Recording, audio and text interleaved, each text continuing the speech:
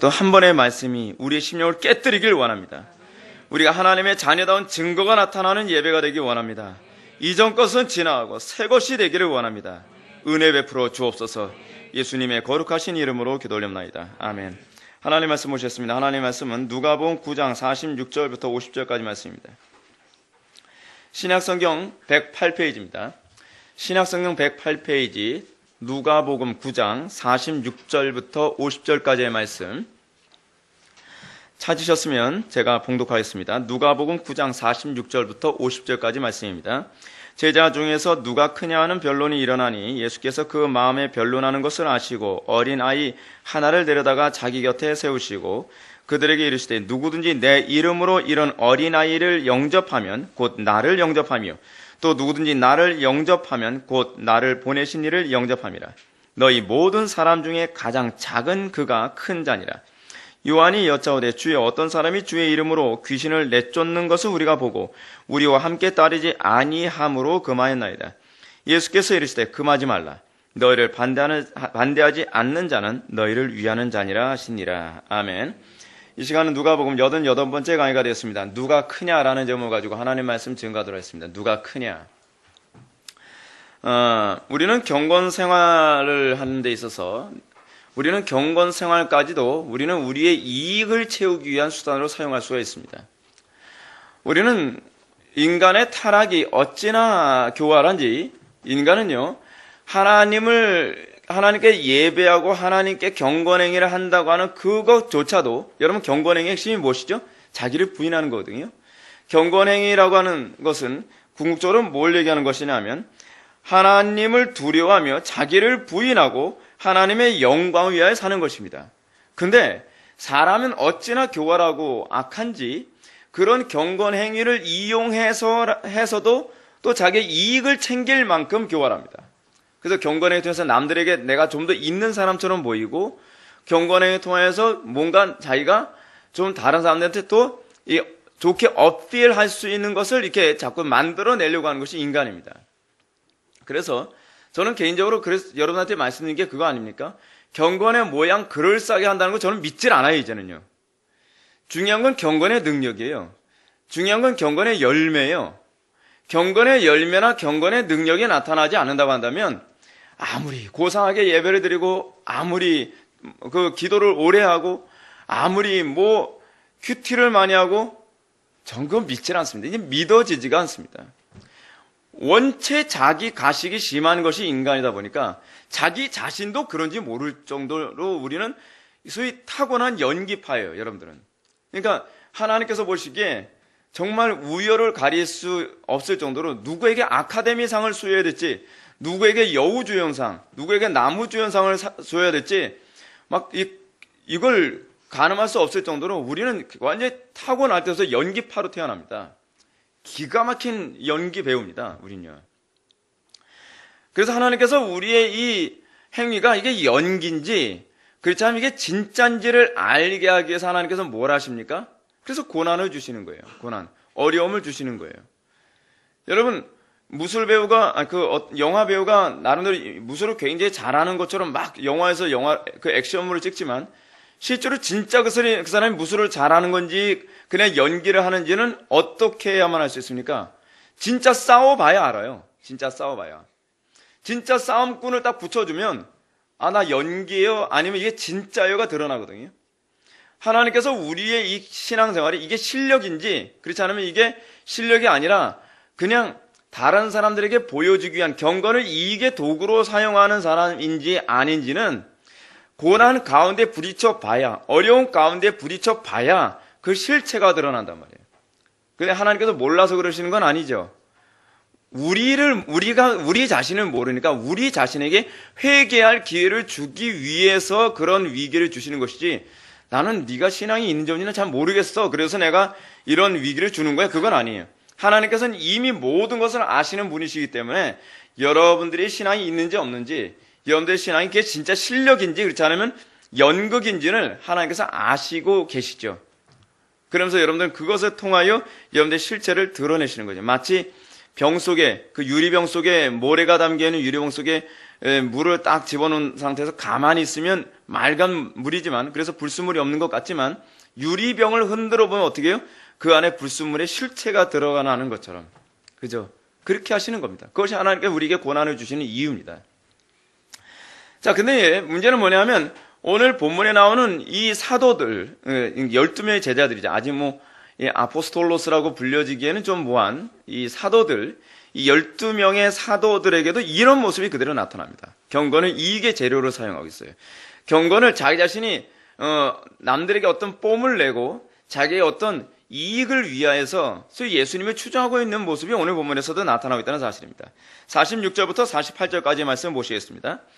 제자 중에서 누가 크냐 하는 변론이 일어나니 예수께서 그 마음에 변론하는 것을 아시고 어린 아이 하나를 데려다가 자기 곁에 세우시고 그들에게 이르시되 누구든지 내 이름으로 이런 어린아이를 영접하면 곧 나를 영접함이요 또 누구든지 나를 영접하면 곧 나를 보내신 이를 영접함이라. 너희 모든 사람 중에 가장 작은 그가 큰 자니라. 오늘 본문 말씀은요, 제자들과 함께 가버나움에 가는 도중에서 제자들끼리 소위 변론, 여기서 변론이라고 번역을 했는데, 변론이라고 이거 이 부분 번역하면서 이런 거 하나 좀 제대로 좀 번역 좀 해주지. 그게 좀 아쉬워요.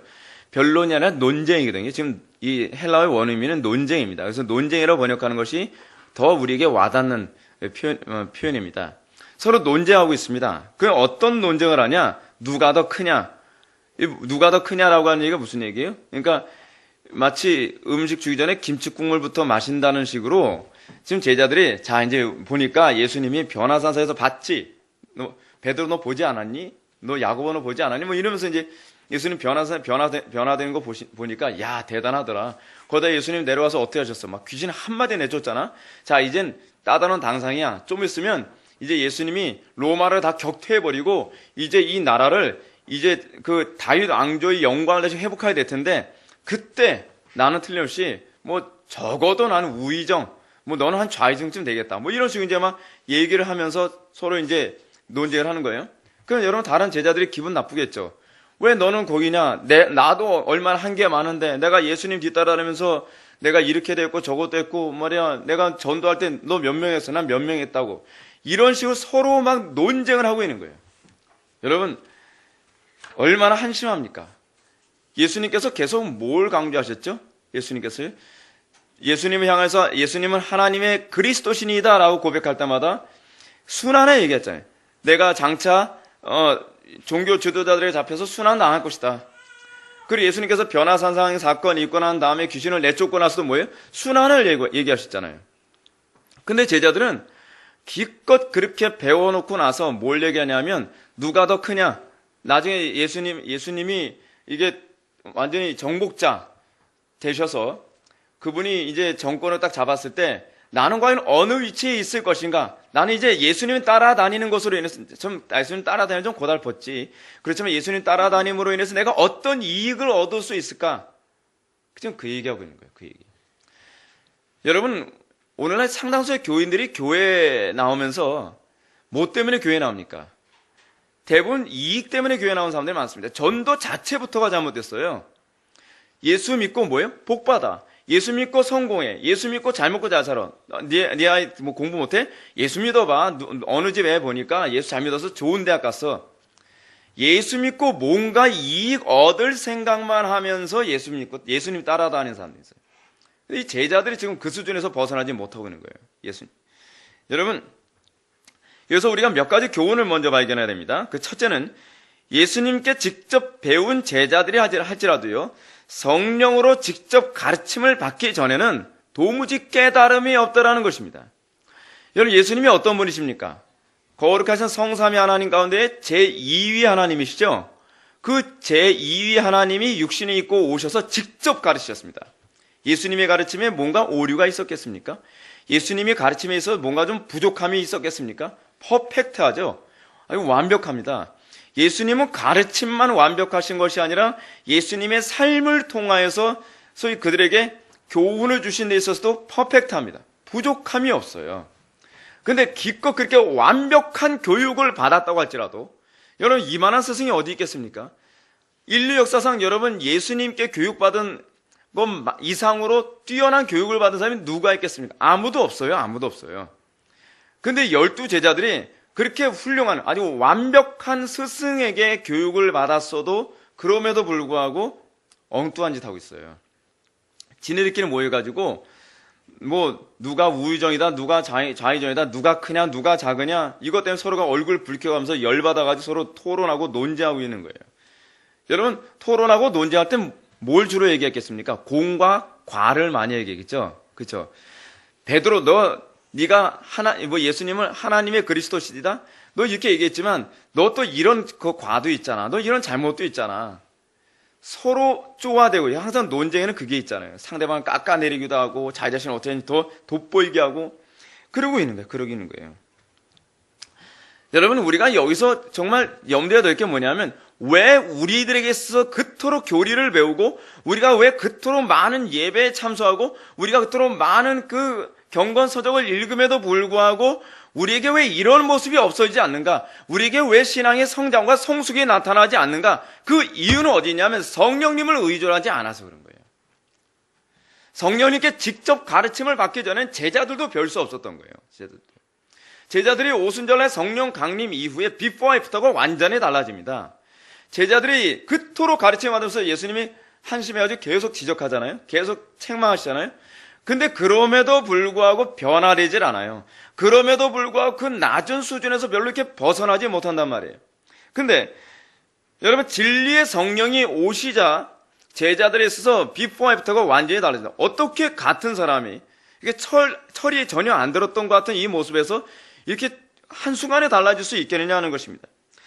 여러분, 이것은 교육이나 훈련의 문제가 아니라는 것을 알아야 합니다. 그래서 여러분, 기독교는요, 교육이 아니고 훈련이 아니에요. 은혜예요, 은혜.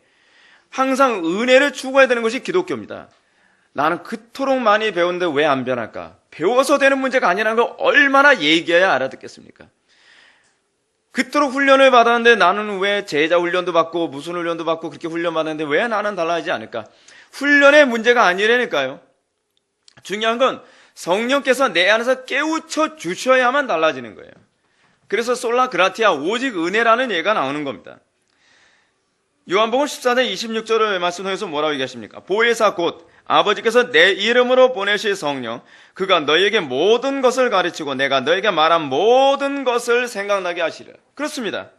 보혜사 성령님이 오셔서 그가 너희에게 모든 것을 가르치십니다. 여러분, 이미 예수님께서 가르치지 않으셨습니까?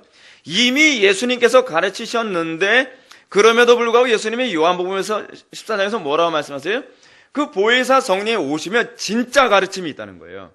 근데 그 가르침이 뭐예요? 너희라고 깨닫게 하고 생각나게 하신다는 거예요. 없던 것, 새로운 걸 가르쳐주는 그 가르침이 아니라 예수님으로부터 과거에 배웠던 것을 생각나게 하시고, 그리고 여러분, 생각나는 것만이 아니라 그 가르침을 새롭게 깨닫게 하시는 것. 여러분, 이게 굉장히 중요한 문제입니다. 기존에 알고 있었던 얘기예요. 기존에 배웠던 거란 말이에요. 근데 성령께서 새롭게 조명해 주시면 어떻게 해요? 그 이미 배웠던 거고 많이 들었던 가르침에도 불구하고 어떻게 해요? 새로운 깨달음이 일어나요. 그 새로운 안목과 통찰력이 생겨요.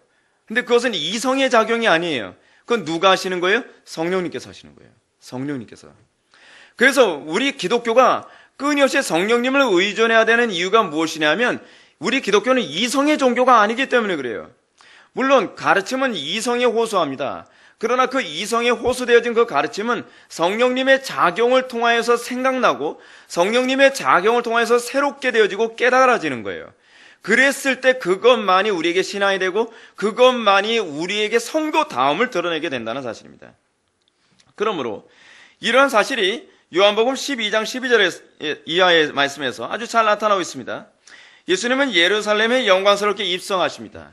영광스럽게 입성하시고 나서 예수님이 영광스럽게 입성하시는 장면 보면서 사람들이 호사나 호사나 다윗의 자손이요 막 사람들이 박수치고 난리도 아닙니까? 그런 모습을 보면서 제자들이 그때는 아무것도 깨닫지 못했다는 거예요. 근데 언제 깨달았느냐? 16절을 보면 제자들은 처음에 이 일을 깨닫지 못하였다가 예수께서 영광을 얻으신 후에야 이것이 예수께 대하여 기록된 것임과 사람들이 예수께 이같이 한 것임을 생각났더라. 놀랍죠? 생각났고 깨닫게 하시잖아요. 지금 요한복음 이미 요한은요 오순절날 성령 강림 사건을 염두에 두고 요한복음을 기록해요. 시간 순서성으로 기록하고 있지 않아요.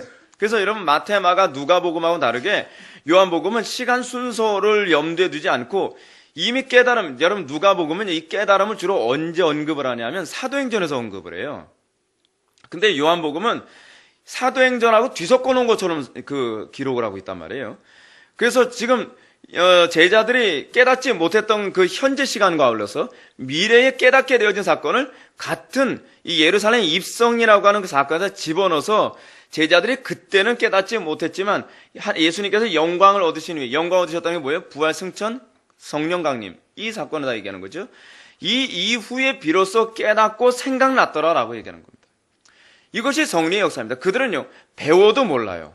보여줘도 몰라요. 귀에 못이 박히게 얘기해도 몰라요. 암기를 시켜도 몰라요. 그러나 성령께서 그 속에서 역사하시면 그 지식이 새로워집니다. 그 지식이 깨달아집니다. 그리고 그 지식이 생동력 있게 생각나게 되어집니다. 그래서 이런 모습이 사도행전에서도 여러 번 나오거든요. 사도행전에서도 뭐라 얘기합니까?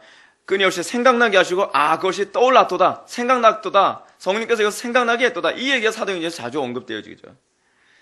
물론 잘 배워야만 합니다. 배우는 것이 문제는 아닙니다. 근데 문제는 뭐냐면 배우는 것으로 다 된다고 생각을 하는 것이 문제라는 겁니다.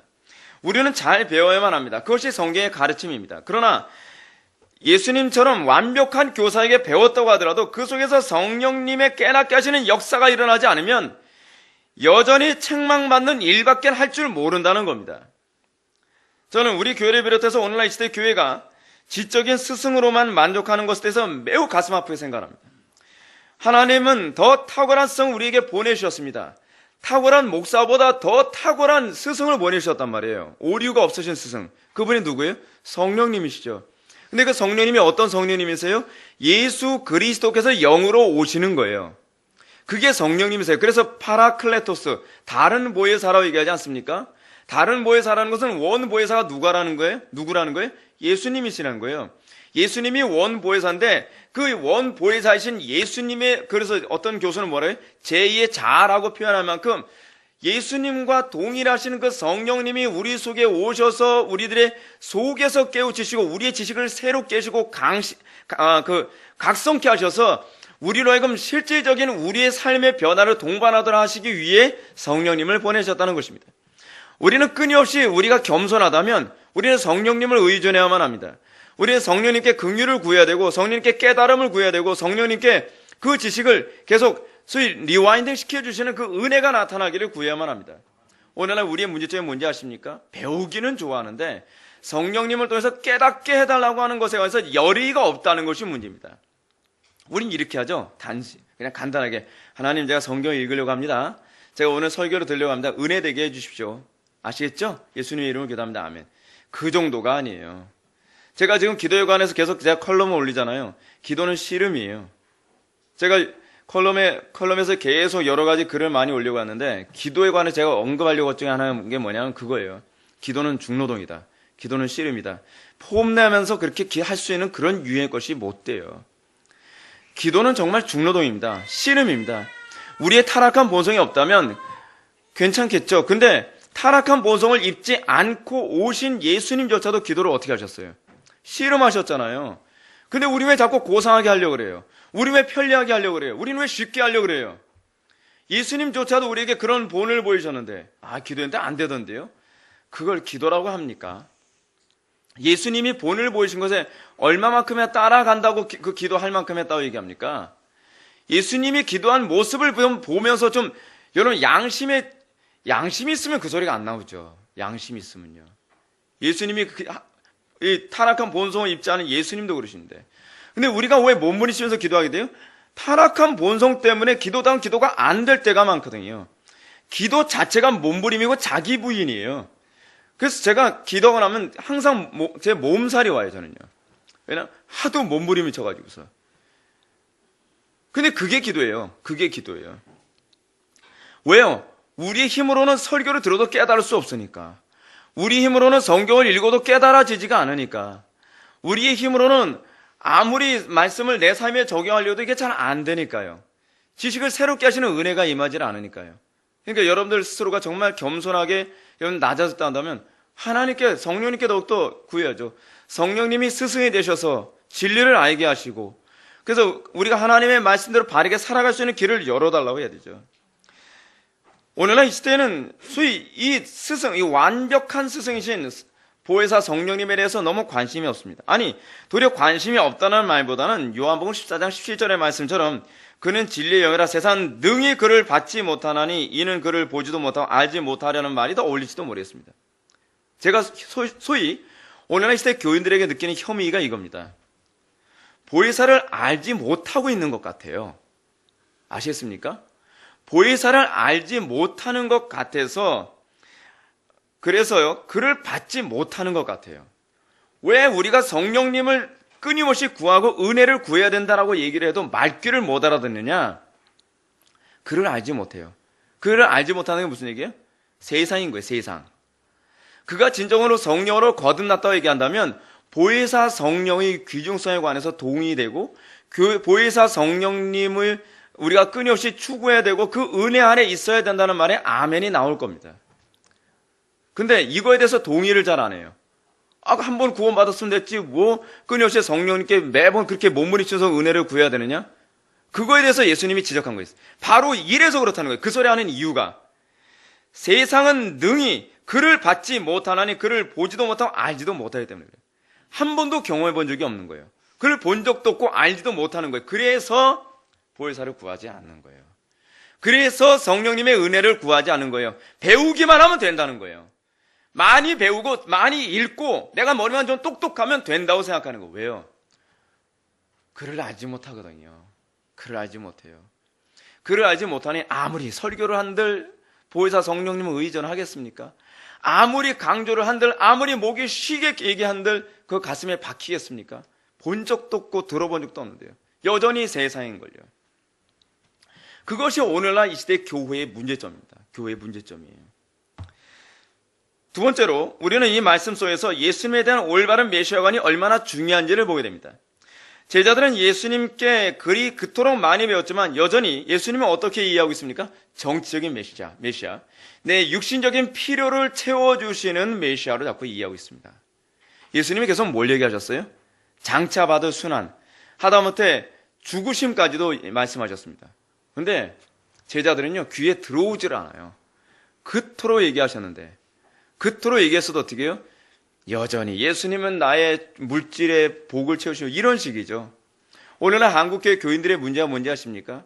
오늘날 한국교회 교인들은요, 아무리 십자가에 대해서 배워도요, 예수님께서 우리에게 어떤 식으로 행복을 보장해 주시고 성공을 보장해 주시고 풍요와 건강을 보장해 주시는 분인가에만 관심을 가지고 예수님을 쳐다보고 있다는 게 문제입니다. 십자가를 아무리 얘기하고 예수님의 십자가에 참여해야 된다고 아무리 얘기해도 우리는 끊임없이 예수님께 기대하는 게 뭐예요? 그래도 예수님 잘 믿으면 뭔가 복 주시겠지. 그래도 예수님 잘 믿으면 예수님께서 나에게 행복 보장해 주시겠지. 성공 보장해 주시겠지. 뭐 건강 보장해 주시겠지. 아니 왜 십자가를 그렇게 얘기해도 이렇게 제자들과 똑같은 현상이 나타납니까? 그래서 제가 보면요, 그래서 성경이 진리인 거예요. 그래서 성경이 사람이 쓴 게 아니라는 거예요. 어쩜 이렇게 똑같습니까? 아무리 십자가 얘기해도 제자들은 딴 궁리하잖아요.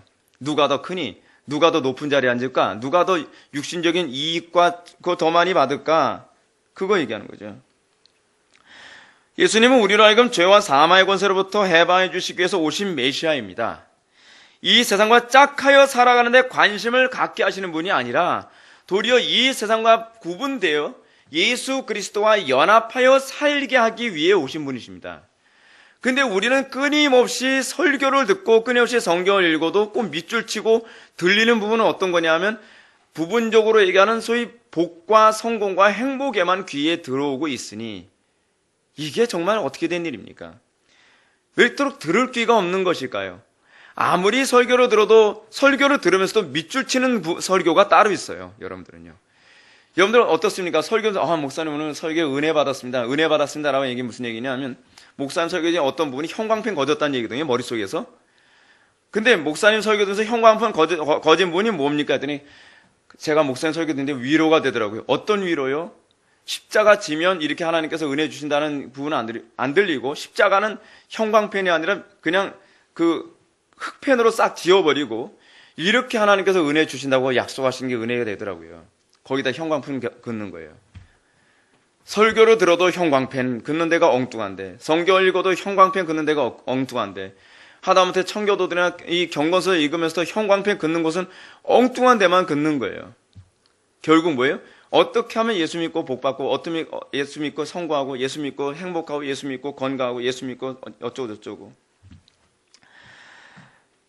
우리는 정말 그리스도에 대한 메시아관이 송두리째 근본적으로 바뀌기 전에는 우리의 신앙의 진보는 기대할 수가 없습니다.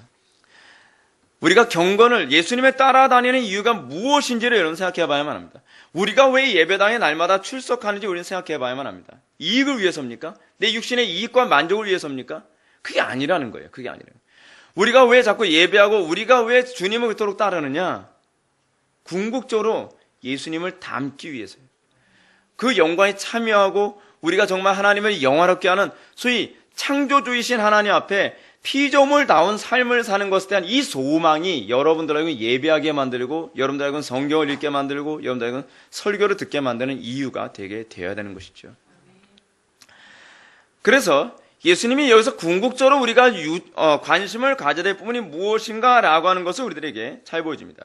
천국에서 누가 높은가에 대해 관심을 갖는 제자들에 의해서 흥미롭게 예수님은 책망을 주시기보다는 인내심을 가지고 어린아이의 비유를 들어가면서 아주 자상하게 가르쳐 주십니다. 예수님은 거기에 있었던 어린아이 하나를 데려다가 이렇게 말씀하십니다. 누구든지 내 이름으로 이런 어린아이를 영접하면 곧 나를 영접함이요, 또 누구든지 나를 영접하면 곧 나를 보내신 이를 영접함이라. 너희 모든 사람 중에 가장 작은 그가 큰 자니라 라고 하셨습니다. 이게 도대체 무슨 얘기인가? 이 말씀을 오해하지 않기 위해서 우리가 염두에 둘 게 있습니다. 어린아이를 영접하는 것이 예수님의 교훈이 목적이 아니라는 겁니다. 이게 여러분 제 말 잘 들어야 돼요. 어린아이를 영접하는 것이 아니라 이런 어린아이고요. 그리고 이런 어린아이가 어떤 어린아이냐면 내 이름으로 이런 어린아이를 영접해야만 하는 겁니다. 그러니까 여러분 성경 말씀은요, 굉장히 꼼꼼히 읽어야 핀트를 놓치질 않습니다. 자, 근데 그래서 그럼 이런 어린아이라는 과연 어떤 대상을 말하는가? 제가 어떤 주석을 보니까 그 주석에서는 이렇게 얘기합니다. 이런 어린아이란 실제로 어린아이를 가리킬 뿐만 아니라 사회적으로 보잘것없는 위치에 있는 사람 혹은 도움이 필요한 사람을 뜻한다라고 얘기합니다. 굉장히 설득력 있는 얘기입니다. 그러나 이런 주장은 누가의 의도에 정확하게 부합하고 있다고 보이지는 않습니다. 왜냐하면 여기서 예수님이 이런 어린아이라고 했을 때 이런이라고 하는 표현은 굉장히 제한된 어떤 어린아이예요. 그렇죠? 모든 어린아이를 지칭하여 얘기하는 것이 아닙니다. 제한된 어떤 아이인데 이런 어린아이란 다른 여러 어린아이들 중에서 예수님을 따르기 위해 또는 예수님을 본받기 위해서 온 그 특정한 어린아이예요. 아시겠습니까? 그래서 예수님의 말씀이나 예수님 자체에 대한 지대한 관심을 가지고 그 자리에 온 아이를 뜻하는 것으로 보는 것이 더 적절하다고 봅니다. 그래서 저는 그 주석을 별로 주석의 가르침에 100% 동의하지 않습니다. 그러나 예수님께서 내 이름으로, 앞에 또 하나 붙죠. 내 이름으로 이런 어린 아이를 영접하는 것을 언급했을 때 우리는 주님께 대한 지대한 관심을 가지고 주님을 찾는 또는 사회적으로 보잘것없는 위치에 있는 사람들을 주의 이름으로 영접하는 자들이라고 우리가 볼 수 있습니다. 그러니까 이런 사람들 다 포함을 해요. 단순히 어린아이만이 아니라 항상 어린아이라고 하는 이 표현은 예수님이 항상 상징적인 의미를 가지고 있죠. 어떤 의미예요? 어린아이도 포함을 하지만 보편적으로 어떻게 해요? 가난하고 헐벗고 천대받고 무시당하는 사람들이에요. 그런 어린아이예요. 그런 어린아이. 그것이 항상 복음서에서 흔히 사용하는 어린아이에 대한 개념이거든요. 근데 그런 어린아이들이 어떤 식으로 와요? 여러분 교회 안에서 그런 소위 고아와 과부와 나그네 같은 이런 어린아이들이 교회 올 때 어떻게 정말 순수하게 예수님께 어떤 이익을 얻기 위해서 예수님을 찾는 게 아니죠. 정말 순수하게 예수님의 형상을 담기 원하고 예수님의 가르침을 따르기 원하고 예수님을 정말 본받기 원하는 이런 어린아이가 있다는 거예요. 지금 예수님께서 제안하시는 이런 어린아이란 바로 그런 거예요. 근데 이런 어린아이들을 예수님의 이름으로 소위 영접하는 자, 그런 사람이 바로 하나님 나라에서 큰 자로 여김을 받는다는 것입니다. 이런 관심에서 본다면 하나님 나라에서 큰 자로 여김을 받는 사람은 과연 누구인지를 알 수 있습니다. 굉장히 복잡한 논법을 사용하고 있어서 여러분들이 잘 염두에 두셔야 돼요. 그래서 제가 이 복잡한 논법을 일일이 설명을 할까 말까다 좀 건너뛰었는데 그냥 한번 제가 읽어드리겠습니다. 그냥 여러분들 그냥 염두에 두십시오.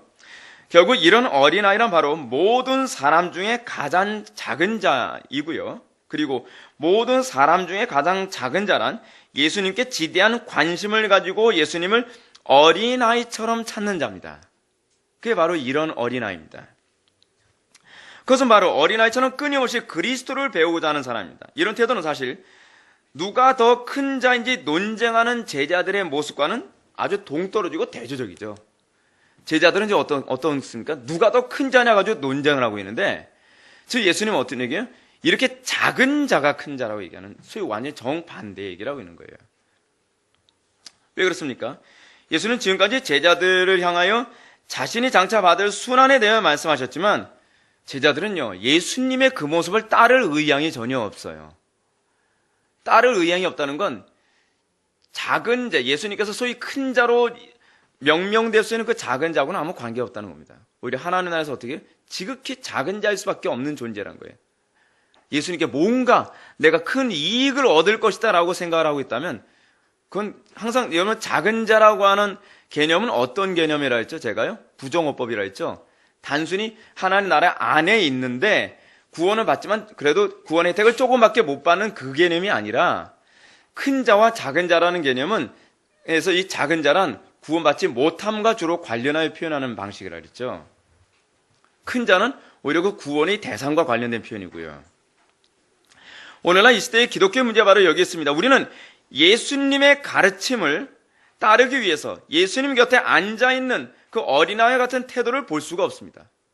이 어린아이는 예수님을 따름으로써 어떤 이익이 있을지 계산할 줄 모릅니다. 그게 이 어린아이의 특징이에요. 그래서 예수님이 이런 어린아이라고 그러는 거예요.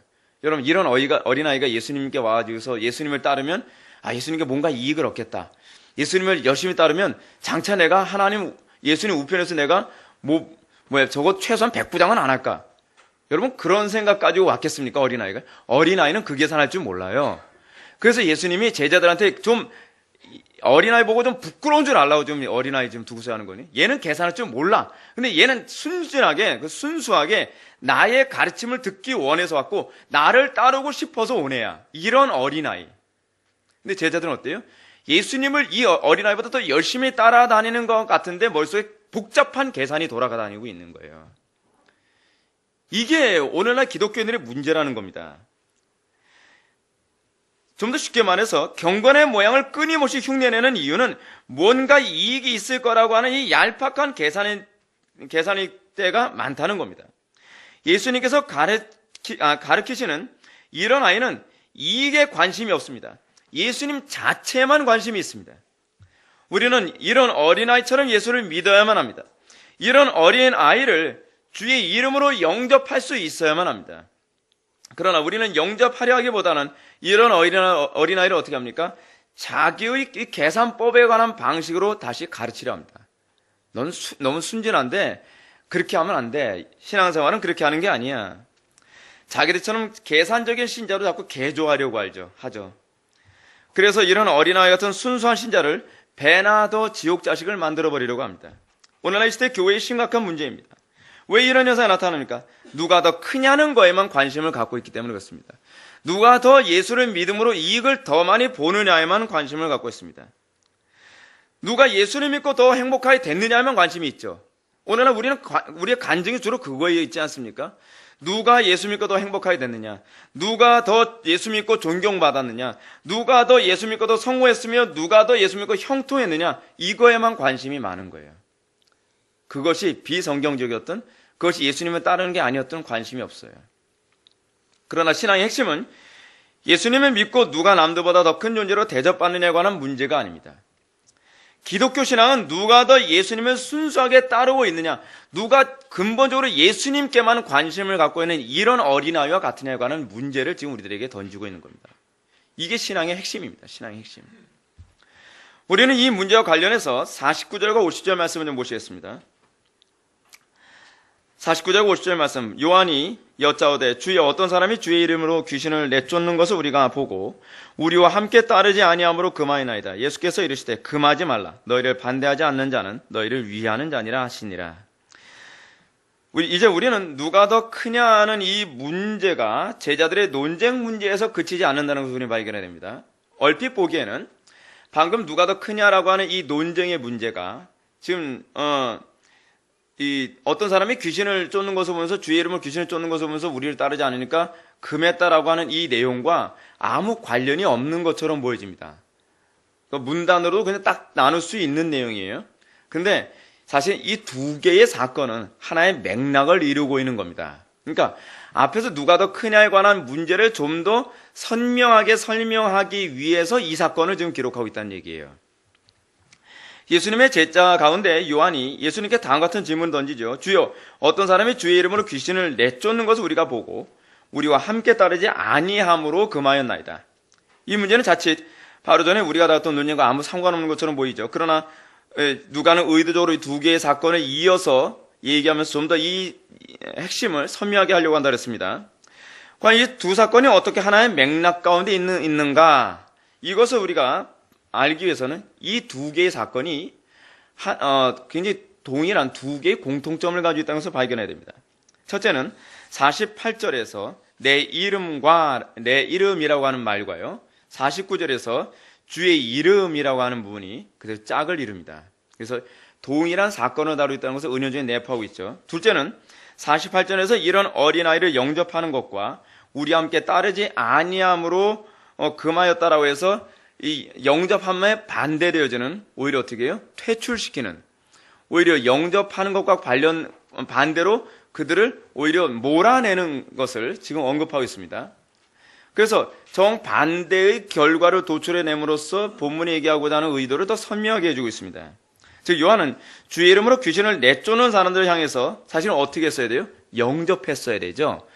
이 사람들은 이런 어린아이와 같은 사람들입니다. 영접했어야만 합니다. 근데 영접하지 않고 오히려 배척을 합니다.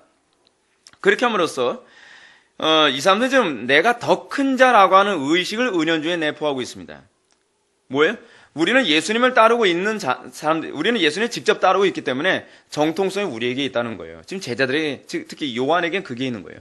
우리에게 정통성이 있으니까 우리 말 들어야 돼. 내가 보니까 너희들이 우리 안 따르는 거 보니까 너는 이거 하면 안 돼 라고 얘기했다는 거예요. 안 돼 라고 금했다는 건 누가 더 큰 사람이라고 생각하는 거예요?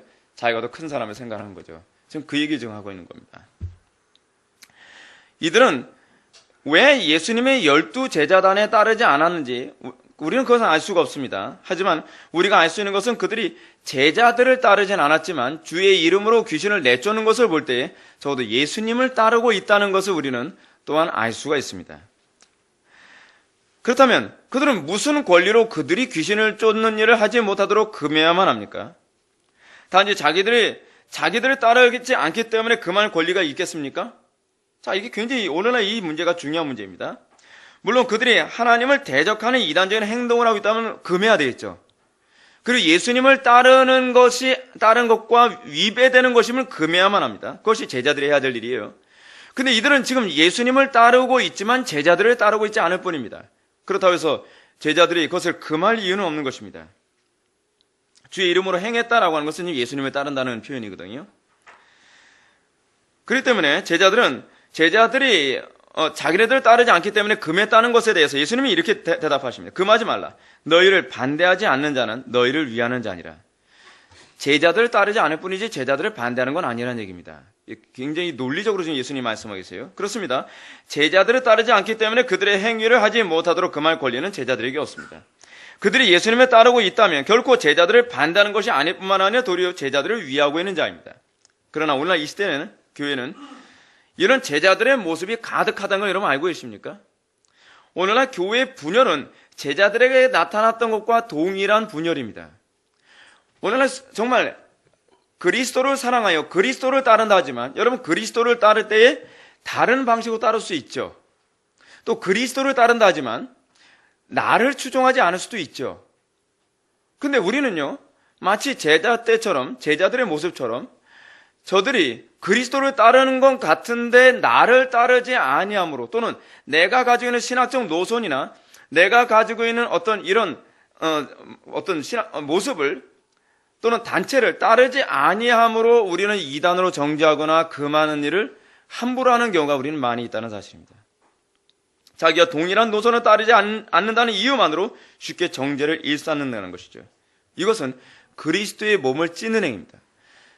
예수님께서 단호하게 말씀하시던 것처럼 금하게 해서는 안 됩니다. 우리는 그리스도를 따르는 자라고 할 때 서로가 서로를 영접하고 포용할 준비가 되어 있어야만 합니다. 이것이 교회의 우주적인 인식입니다. 나와 다르다면 다 틀린 것으로 치부하며 무조건 금하는 것은 예수님의 제자들이 취하고 있는 일종의 교만입니다. 스스로 자기가 더 큰 자라고 여기는 거죠. 그렇죠? 내가 더 큰 자이기 때문에 저 사람을 제어할 수 있는 권리가 나에게 있다고 생각하는 겁니다. 하나님 나라에서 큰 자는 주님의 이름으로 이런 아이를 영접하는 겁니다. 다시 얘기한다면 하나님 나라에서 큰 자라는 어떤 존재냐면 금하는 자라기보다는 오히려 그런 사람들을 포용하는 자입니다. 넓게 포용하고 품는 자입니다. 그게 하나님 나라에서 큰 자입니다. 어찌하든지 그리스도를 닮고 그리스도를 따르기 원하는 자들을 인내와 사랑으로 용납하며 품어가는 것입니다. 이것이 그리스도의 나라에서 큰 자입니다. 물론 그가 그리스도를 따를 의향이 없을 경우에는 금해야 합니다. 그것은 하나님께서 우리에게 위임해 주신 권리이기도 합니다. 그러나 저들이 방법이 나하고 다르고 또는 나와 동일한 노선을 따르지 않는다 하여 그들을 금하고 그들을 원수 대하듯 취급한다고 한다면 그것은 지극히 스스로 큰 자라고 자부하며 하나님 나라에서는 작은 자로 인정될 수밖에 없는 존재라는 사실입니다. 굉장히 복잡하게 말씀하신 것 같지만 신학적인 깊이가 장난이 아닙니다. 자, 이 문제에 관해서 제이씨 라엘 감독도 정확하게 동일한 지적을 합니다. 약간 길지만 여러분들 집중해서 한번 들어보시기 바랍니다. 교회의 역사를 회고하건대 수많은 사람들이 요한의 삶을 복사기처럼 재현하고 있다는 사실이다. 그들은 자기들과 같은 방법으로 일하지 않는 그리스도의 일꾼들을 일하지 못하도록 금하고 있다. 자기들과 같은 제복을 입지 않은 또 다른 자기들과 같은 진영에서 일하지 않는 한 그리스도의 군사일 수 없다는 편협과 옹졸한 생각을 가지고 있다. 다시 말해서 자기와 같은 안목을 가지고 있지 않는 모든 신자들을 향하여 중단하라. 너희가 우리를 따르지 아니함이라 라고 말할 준비를 항상 갖추고 있다는 것이다. 우리와 의견을 같이 하지 않는 사람들을 참고 기다리되 하나님께서 합하는 것이 마땅하다고 생각하실 때까지 참아야 한다. 어떤 일들이 설사 우리와 다른 방법으로 수행된다 할지라도 죄를 책망하고 복음을 전파하며 더 나아가 마귀의 왕국을 무너뜨리는 일들이 되어지고 있다면 우리는 그것을 인하여 하나님께 감사할 수 있어야 한다. 이것이 하나님께서 원하시는 제자들의 모습입니다. 이것이 하나님 나라 안에서 큰 자의 모습입니다. 사랑하는 성도 여러분, 우리는 과연 이 마지막 시대를 살아가면서 스스로 큰 자로 보이기 위해서 나를 따르는 사람들을 규합하려 하지 않습니까? 내가 다른 사람보다 좀 더 큰 자로 보이기 위해서 자꾸 다른 사람에게 중단하라 자꾸 금하는 것이 마치 내가 더 큰 자처럼 보이는 것이라고 착각을 하고 있지는 않습니까? 물론 세상적으로는 그런 사람들이 더 큰 자처럼 보일 수 있을 겁니다. 세상에서 그런 사람이 더 권위 있는 자처럼 보일 수 있을지도 모르겠습니다. 그러나 하나님 나라에서는 절대로 그 사람이 큰 자로 여겨지지는 않을 것입니다. 하나님 나라에서 어떤 사람이 큰 자이냐? 그가 적어도 그리스도를 따르고 그가 적어도 그리스도를 닮기를 원하는 사람이되 그가 진리에서 하나님의 말씀대로 순종하고 따라가는 데 뭔가 부족함이 있으면 그들을 인내하고 기다리며 조심스럽게 권면하고 그들을 품어주면서 그들을 그리스도께로 인도하려고 하는 자가 그 사람이 진정으로 큰 자이고 그 사람이 진정으로 하나님께서 기뻐하시는 자인 것을 여러분 기억하셔야만 합니다. 신앙생활에 있어서 틀림에 있어서도 예민해야 되지만 다름에 대해서도 관대해져야만 합니다. 우리는 틀림에 대해서 정말 바르고 정확하게 해야만 합니다. 틀림은 무엇입니까? 신앙의 본질입니다. 신앙의 본질이라고 하는 영역에 있어서 위배됐을 경우 우리는 아주 단호하고 엄격한 태도를 견지해야만 합니다. 그러나 다름의 관계에 있어서는 우리는 연합을 할 수 있는 관대함이 필요합니다. 포용력이 필요합니다. 넓은 가슴이 필요합니다. 그러나 오늘날 이 시대 교회는 끊임없이 분열만 일삼고 있습니다. 왜 분열하죠? 분열의 아주 중요한 원인으로 작용하는 것은 주로 교만 때문입니다. 내가 너보다 큰 사람이다라고 하는 소위 권위의식이 거기 있기 때문에 그렇습니다. 제자들끼리 서로 누가 더 큰 자냐라고 했을 때 거기에 연합을 기대하겠습니까? 아니면 분열을 기대하겠습니까? 분열밖에 나올 게 없습니다. 오늘날 교회 안에서 소위 이건 17세기 정통주의 안에서도 나타났던 거지만 누가 옳으냐에 관한 이 얘기 안에서 가장 심각한 문제는 포용은 별로 없고 똑같이 그리스도를 사랑하여 어쩌냐 하나님께 영광 돌리고자 하는 그 마음이 있다는 것은 전혀 개념치 않고 나하고 다르면 무조건 틀렸다라고 보며 금하고 하지 마라 라고 하고 있다는 것은 하나님께 나중에 얼마나 큰 책망을 받은 문제인지를 심각하게 고민해야만 합니다. 이 문제를 이해하는 데 도움을 주기 위해서 저는 한 가지 좋은 예를 하나 드리겠습니다. 제가 원래 예화를 거의 들질 않는데 이것만큼 좋은 예화가 없기 때문에 제가 예화를 듭니다. 여러분들 나의 아버지 손양원 목사, 이렇게 손양원 목사님에 관한 이 간증책 여러분들 우리 교회 성도들이라면 기본적으로 한두 번씩은 다 읽어봤으리라 믿습니다. 근데 이 손양원 목사님의 이 간증에서 아주 흥미로운 부분이 있습니다. 그건 뭐냐 하면 손양원 목사님이 감옥에 갇혔을 때에 집안에서 어머니와 그 큰아들이 서로 다투는 장면이 나옵니다. 손도희 원사님이 그 어린 그 딸이 집안에 들어오는데 어머니와 아들이 원래 논쟁을 하는 일이 전혀 없는데 옥신각신하면 계속 말다툼을 하고 있더랍니다. 원래 이 아들은 항상 부모님을 공경하고 존경하기 때문에 부모님의 말씀에 거역하거나 토를 다는 일이 없는데 이 문제는 아주 언성이 높아질 정도로 서로 옥신각신하고 있는 거예요. 그래서 도대체 무엇 때문에 이렇게 옥신각신하며 다투고 있는가라고 하는 것을 가만히 들어보니까 소위 그 집안에 있는 그 도배를 하는 문제 가지고 서로 옥신각신 다투고 있습니다. 도배를 해야 된다, 도배를 해서는 안 된다, 이 문제가 서로 다투고 있는 거예요. 그래서 그 어머니가 도배를 해서는 안 된다는 이유를 이렇게 말합니다. 내 아버지는 감옥에 갇혀 온갖 고생을 다하는데 이까지 빈대자국이 무슨 대수란 말이냐? 감옥에 벽지가 있더냐? 라고 하며 빈대자국 때문에 너무 지저분하고 쾌쾌하고 보기 흉한 것을 이걸 떼자고 하는 아들의 의견에 대해서 정면으로 반박을 합니다. 하지 못하게 합니다. 어머니는 깨끗한 벽지로 도배하는 것이 감옥에서 고생하는 아버지에게 미안하고 송구스러워 아들을 야단치고 있습니다. 그러나 아들은 형편이 이렇게 나쁠수록 남에게 궁색해 보이지 않고 밝고 깨끗하게 살아가는 것이 감옥에 계신 아버지에 대한 우리의 태도다라고 반박을 합니다. 그래서 이렇게 얘기합니다.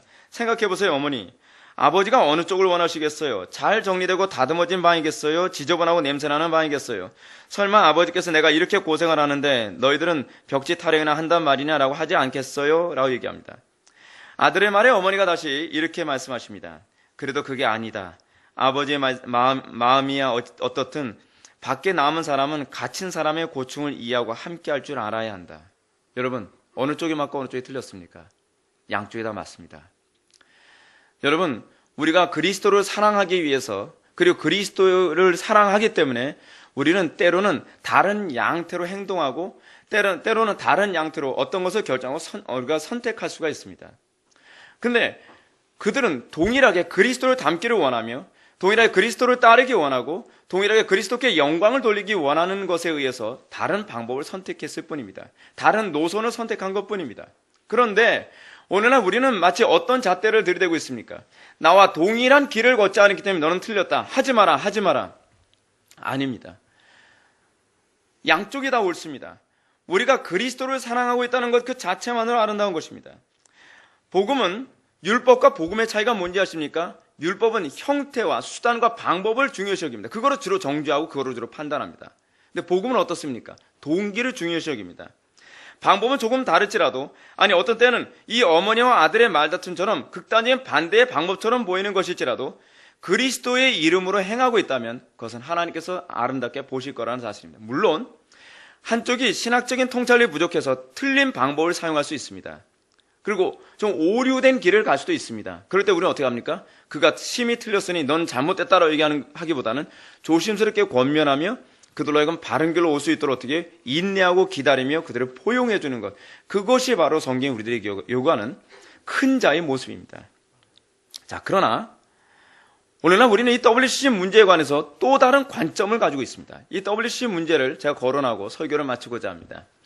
오늘날 WCC 문제는 그리고 오늘날 보수적인 교회들이 WCC 운동을 반대하는 이유는 그들이 동일하게 예수 그리스도의 이름으로 그리스도를 따르고 그리스도께 영광 돌리기 위한 것을 하지만 방법이 다른 문제가 아닙니다.